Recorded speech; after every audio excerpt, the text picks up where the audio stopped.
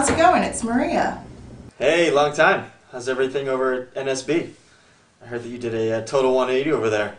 Looks like that Babson MBA is finally starting to pay off. Yeah, things are good. It's been a crazy 2 years at the bank, but we're finally back on solid footing. It's been good. Great, actually. I mean, it's been nice to be able to just run with my ideas and actually be proven right. Feels good to have saved the bank and people's jobs. Kind of a rush, actually. But now that things are a bit calmer and we aren't operating in such a high-pressure situation, it seems our shared vision of saving the bank from being absorbed isn't really there, and I'm facing some difficult challenges. I guess more management challenges.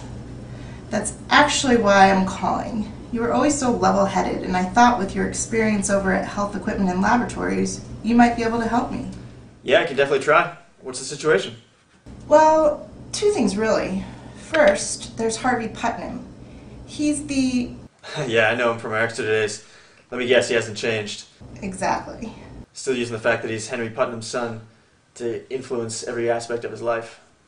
Sort of. I mean, it hasn't been that bad working with him so far. He's definitely knowledgeable about banking, and we worked together well during the turnaround. But now I'm trying to set the structure to a more distributed decision-making model where members of the management team can take a more active role in recommending and implementing decisions. And Harvey's letting everyone know that he's doubting my abilities to do this. Personally, I just don't think he respects some of our branch managers, since most of them got their positions through hard work and experience at the bank, instead of getting an MBA at a prestigious university. Well, you know how those Stanford guys are, thinking that no one can be qualified to make a sound decision without having bought a top-notch education. Yeah, well, the branch managers are also not completely on board with this idea either. I think they're lacking a bit in confidence and don't completely realize how instrumental they were in helping rebuild the company. But we couldn't have survived without them. I mean, I was able to reduce the old large management team down to just Harvey, these 6 branch managers, and myself, and together we turned the company around. Even though we had some outside help from consultants who provided some additional industry knowledge, I found the team to be quite capable. Interesting. So you're offering them the opportunity to be more active in the bank's management team, and they're not jumping at the opportunity? Exactly. They want me to just keep making the major decisions while they can be left to manage their branches. I think they've had enough excitement for their career with the whole turnaround. Well, if that's really the case, then I think you shouldn't force the management responsibility on them. Some people enjoy it, some people don't. Nothing wrong with it, actually. If they're good, hard-working people, as they seem to be since they grew within the ranks of the company, perhaps they just really need some stability now. You need to break your mental model of what success means and how this should be viewed as a great opportunity for their growth. They might enjoy just staying there for a while. That's not to say they might never be ready, but it just doesn't seem like they are now. Don't force it.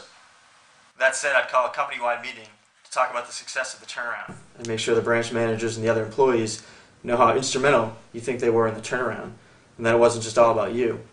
Maybe they aren't realizing the impact they had in the turnaround as clearly as you are. You should make sure you drive home the point with them, especially if it's a confidence issue. Reinforcement of their contributions could go a long way here. And don't forget to give Harvey credit as well. He's the type of guy that needs to make sure people are aware of his success. With all those articles about you that I've been reading lately, my guess is he's a little envious of you. Throw him a bone. It'll go a long way. As for the managers, after the company-wide meeting, give it a week, then bring up the management team again with them in a one-on-one meeting. Focus on the goal alignment. Be personable, ask questions. You can help figure out what drives them and see if they're interested. But if not, then let them just keep their role at the individual banks and move on. Find help from the outside board if you want. The good thing is, at least you won't face objections from hiring the outside, and sometimes a fresh perspective can help. Maybe a branch manager or two will surprise you and come on the board as well and give you input that you want. Yeah, you make some very good points. But seriously, just make sure you give credit to Harvey. Get him on your side. I saw this happen with a coworker of mine once, Monica Ashley, and while she was definitely qualified, she ended up losing her job because she couldn't manage the relationship with one of her senior colleagues. It was definitely his fault, but the way she handled him led to her demise. Based on what I saw there, I'd suggest talking to him and creating an alliance. Do not ignore the issues or think they'll get better with the bank's continued success. It will likely make him more jealous if you continue to succeed without him. As soon as possible, I'd call a meeting with him too, but not in your office. No place where he feels that you have more power than him. Actually, instead of calling it a meeting, I'd suggest you go to dinner. Call it a celebratory dinner. Maybe at his favorite restaurant, the Capitol Grill. Thank him for all the help and say how proud you are of the success you were able to achieve together. And try to get him to know him more personally. Let him go on about his days at Stanford. Try to feign some interest that way. Later that week, call a meeting in a conference room. Again, avoiding your office where he might feel inferior. And give him some type of project where you can subtly influence how you want him to run with it. That way he'll get some credit for some big achievement. Make him an ally and build a shared vision. He needs to believe that he's a leader, or at least one of the leaders, shaping the path of the bank's future. That's a great idea. Since he's so knowledgeable about banking, he might actually enjoy taking ownership over the new small business deposit and loan products. Yeah, that sounds important enough for him. He'd probably be pretty good at closing some deals on the golf course. Nothing that gets his hands too dirty, but something where he can prove himself. He's probably a bit jealous from all the attention he'd be getting from his father, too. So if you can keep him interested, recognize any and all accomplishments he makes with his new product line, he'll likely continue his interest. And if you make him feel involved in the decision-making process and create a shared vision, you'll get a lot more cooperation from him. But always keep your eye on him. He can sometimes be a loose cannon. What about the fact that I also need to open 2 additional branch locations? I was hoping to get some more active participation of the branch managers, as they understand the territory and clientele and would be involved in the training of each new branch personnel. I don't think that'll be a problem. Even if none of the managers take you up on the offer to be on the board, I'm sure you can still get several of them to help you out with this effort. Yeah.